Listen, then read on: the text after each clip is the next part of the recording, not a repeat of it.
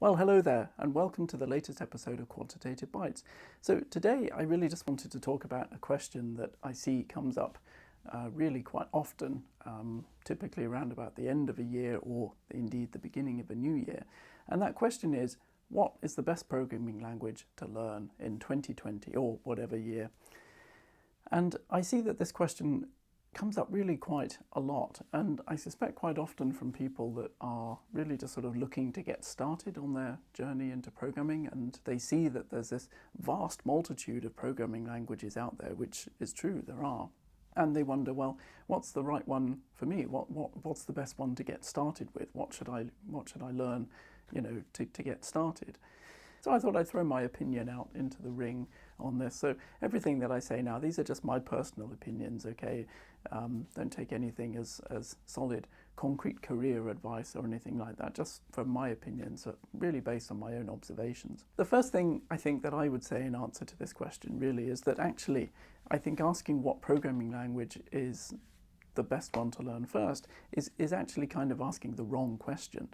I don't mean to be facetious with that, but I think it kind of is, because programming languages are just tools, and programming itself is really about solving problems, so about using tools to solve problems. I mean, let's face it, you never heard anyone say, "Ooh, what should I learn to use first, a hammer or a screwdriver?" Right? I mean, it doesn't make sense to ask that question. No one would, but really, because those are just tools for solving problems. Now, fair enough, you can use a screwdriver to hammer a nail into a wall, and you could use a hammer to take a screw out of a wall or anything else. But in either of those two cases, using the wrong tool for the wrong job like that would make the job very difficult. Even though you might actually be able to do it, it would make the job much more difficult than it needed to be, and the results would really not be so good, right? If you hammer in a nail, if you've ever tried to hammer a nail in with the back of a screwdriver, and I must confess I do speak from experience, it doesn't work so well. You can get there, but it's not going to be as neat and tidy as if you used a proper hammer. And the same is true for the hammer. If you use a hammer to pull a screw out, you can do it with the back of a claw hammer, right? You can pull the screw out, but it will tear a massive hole in the wood or whatever the screw was in. Whereas if you use the hammer to hammer in the nail, or you use the screwdriver to take out the screw, then the job will be much easier and the results will be much better. Now, this is actually quite an appropriate analogy for programming languages, I think, because it's all about using the right tool for the right job. Okay, so programming languages are very flexible. In reality, you could actually use virtually any programming language to solve virtually any problem, but it might make the job really, really difficult compared to what it needed to be, and the chances are you wouldn't get the best solution. It's worthwhile to think about what is the problem I need to solve, and then take the time to choose the right tools, the right programming languages to solve that particular problem. So I think if you find yourself in this situation and you're finding yourself asking, what's the best programming language to learn to start with, I think you should take a step back, and the first question you should ask would be, why do I want to learn programming in the first place? So maybe you want to learn programming because you want to get a job. You think it'll make you employable and you want to go out and you want to get a job. Absolutely nothing wrong with that. But if that's the case, I would ask you another question, which would be, well, if you've never done programming before, how do you know you like it? And if I think about it, if you're thinking you're going to learn programming because you want to go out and get a job, okay, let's suppose you're successful with that and you actually end up getting a career doing programming. Maybe you don't like programming, but now you're stuck in this job, and maybe you're going to do that for the rest of your working life. Is that really what you want? Do you really want to end up doing something you don't enjoy doing? So I think if you don't know in advance whether you like programming or not, it's not necessarily the right thing to think about.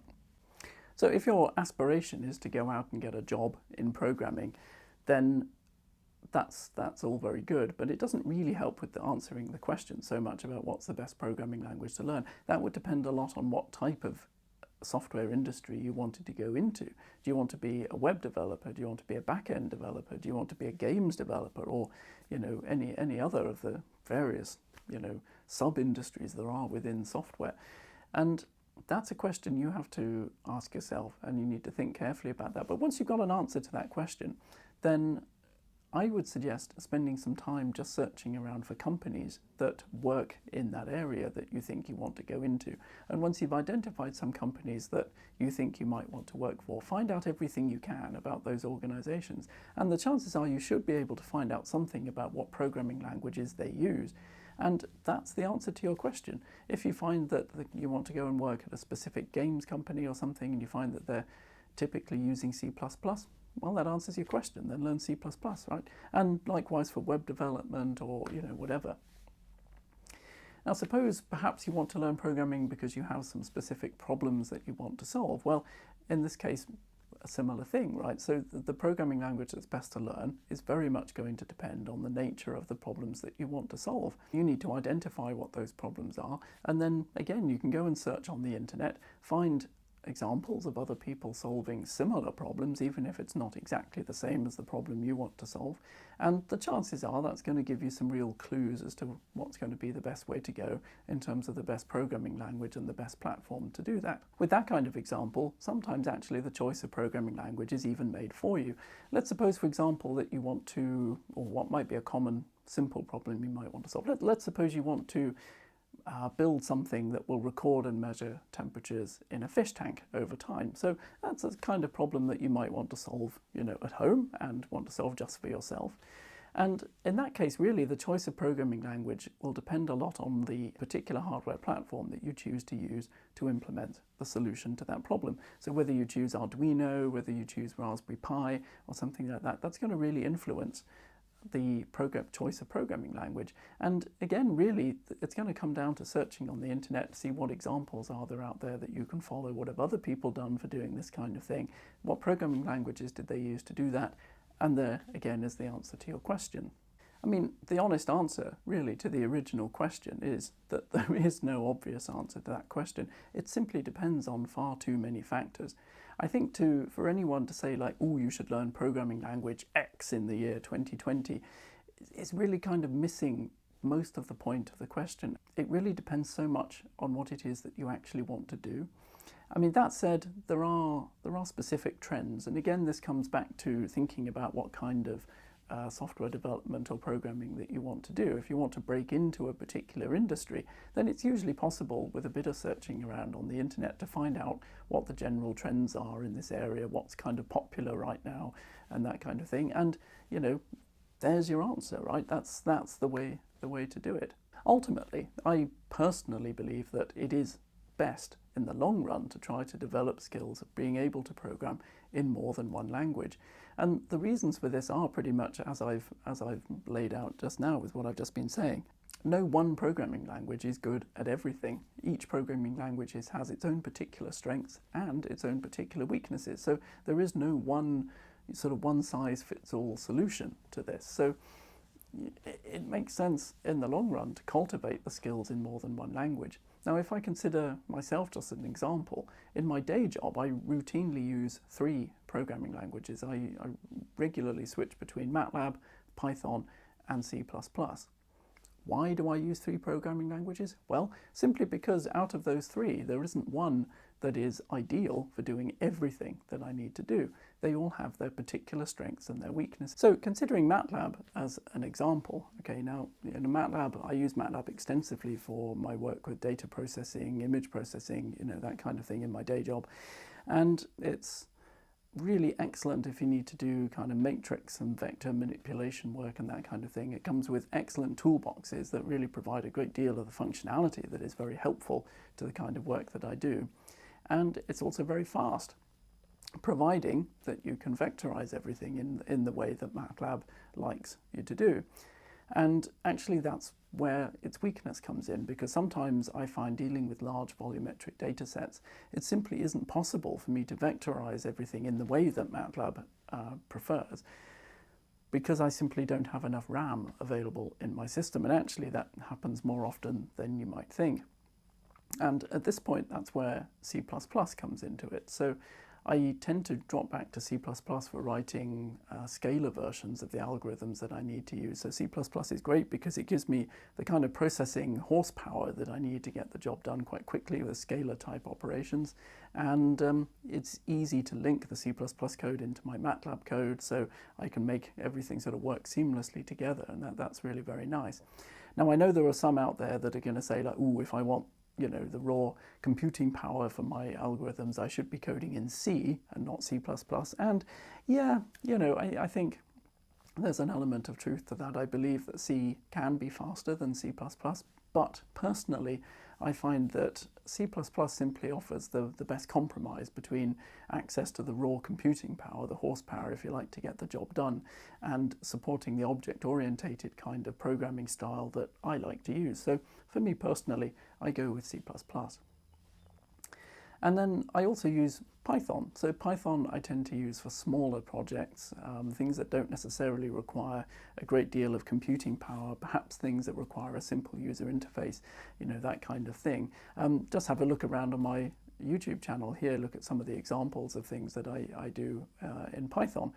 And Python it's a really excellent scripting language. It has a very nice, clean, logical syntax. It's nice to work with. The one weakness I find with Python is that it lacks, to the best of my knowledge, any really good, well-developed deployment tools, which means it's quite difficult to give your code to other people to use that you've written in Python, unless they, of course, also have quite a good working knowledge of Python and have Python installed on their system. I mean, the point I'm really trying to make is that there is no one-size-fits-all programming language. There is no one programming language that is good at everything. So, out of the three that I use in my day-to-day, there is never a situation where there is just one of those that would be able to be the optimum solution to everything that I need to be able to do.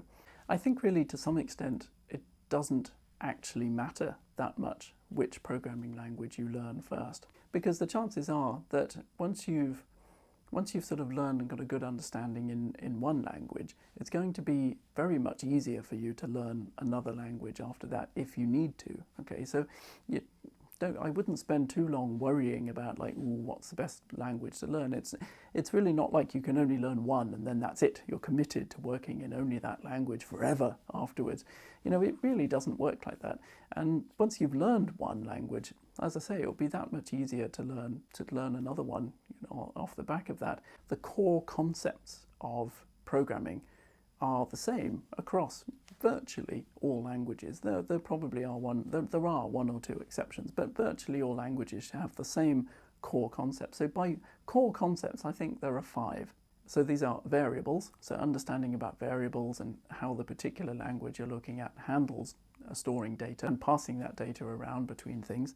And then you need to understand about branching statements. So these are things like if, then, else, or case statements, that kind of thing. And then there's the looping statements. So these might be for loops or while loops or some kind of iteratable objects, iteratable objects, iteratable, you know what I mean, objects that you can iterate over. So it's common in Python and indeed modern C++ to have that kind of syntactical way of implementing a for loop. Anyway, so looping, and then understanding data types, data structures, and functions. And then finally, number 5, I think object-orientated programming concepts. So if you're able to develop an understanding of those 5 concepts in any programming language, it doesn't matter what programming language you start with, because those 5 concepts are pretty much the same across virtually any programming language. Possibly the one exception of object-oriented programming. There are some languages that simply don't support that. So C would be an example. Whatever language you start with, if you get those 5 core concepts down and you really have a good solid understanding of those, and you have a good solid understanding of how to create algorithms out of those simple concepts, then you're not really going to have any difficulty learning another language after that. The only difference is really going to be with the syntax.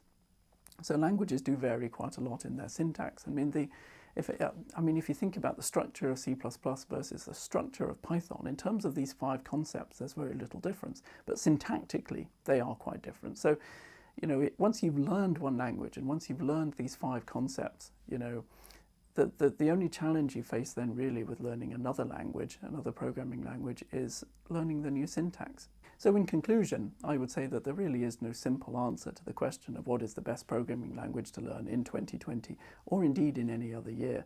To be honest, it just depends too much on what it is that you want to learn programming for. And I think if you're asking the question, like, what programming language should I learn? I would recommend taking a step back and thinking about, well, what do I actually want to do programming for? Why do I want to do programming? And I think if you come up with a good answer to that question, that will take you a long way on your road to deciding what is the best programming language to learn. So one just additional thought before I wrap up, that I wanted to say, if you're just looking to dip your toe in the water in terms of programming, just want to have a go at programming to see if it's something that you enjoy doing or something that you like, and you're not really thinking necessarily of taking it all that seriously, you're not necessarily thinking of solving any specific problems, if you really just want to get a feel for programming and see if it's something you enjoy doing, then I would recommend a specific language. So in my personal opinion, the best language to learn in that situation is Python. So Python, it's free and it's open source, so it's easy to get hold of. It's very well supported. It has a rich ecosystem of libraries and frameworks for doing things, and just a plethora of support available on the internet. I really think it's a good way to go. It has a very clean, logical syntax, and if you really get into it, you can really learn the 5 core concepts of programming very easily in Python. And if you then decide that you want to take this more seriously, or you want to go on to have a career in programming, then once you've got those 5 core concepts down, it's not going to be too difficult for you to switch to another language afterwards. Anyway, listen, that's enough from me for today. That's everything I want to talk about. I'd really love to hear your thoughts on this, actually. I hope I haven't said anything too controversial. I don't think so. But, let me know in the comments below what you think, what your thoughts are. If you've recently started programming, what language did you choose and why? If you're a more seasoned developer like me, what are your thoughts? What would you say to someone looking to start their journey in learning programming? I'd love to hear from you, so let me know. If you've enjoyed this video, please hit that like button, and please do remember to subscribe to my channel so you don't have to miss any future videos. Listen, thank you very much for watching. It's been a pleasure, and I really look forward to seeing you in the next video.